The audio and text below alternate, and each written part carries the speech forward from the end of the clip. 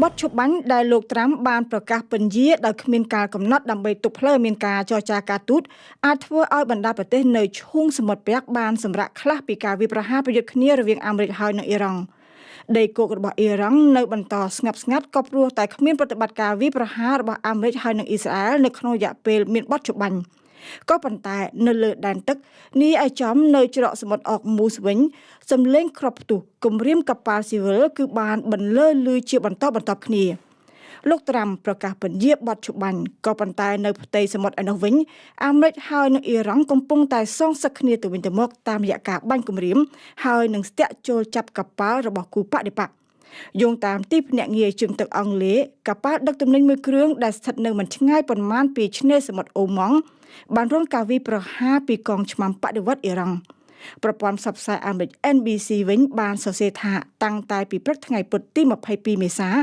ឆ្មាំបដិវត្តអ៊ីរ៉ង់បានបាញ់សម្ដៅកប៉ាល់ដឹកទំនិញចំនួន3គ្រឿងនៅច្រកសមុទ្រអុកមូសដោយក្នុងនោះមួយគ្រឿងបានរងការខូចខាតខ្លាំង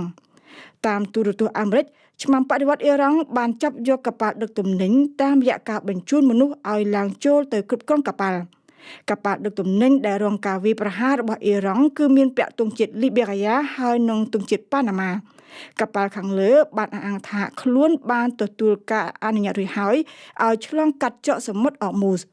អ៊ីរ៉ង់ស្ទាក់ចាប់ឃាត់ទុកកប៉ាល់ដឹកទំនិញនៅច្រកសមុទ្រអុកមូសដើម្បីសងសឹកទៅនឹងកងទ័ពអាមេរិកដែលទើបតែបើកការវាយប្រហារហើយនឹងស្ទាក់ចូលចាប់រឹបអូសកប៉ាល់ដឹកប្រេងដ៏ធំមួយគ្រឿងរបស់អ៊ីរ៉ង់កាលពីប្រមាណថ្ងៃមុននេះលោកត្រាំបានប្រកាសបទឈប់បាញ់ក៏ប៉ុន្តែសន្យាបន្តបំបាក់សេដ្ឋកិច្ចរបស់អ៊ីរ៉ង់តាមរយៈការបិទគប់មិនឲ្យកប៉ាល់ចេញចូលកំពង់ផែអ៊ីរ៉ង់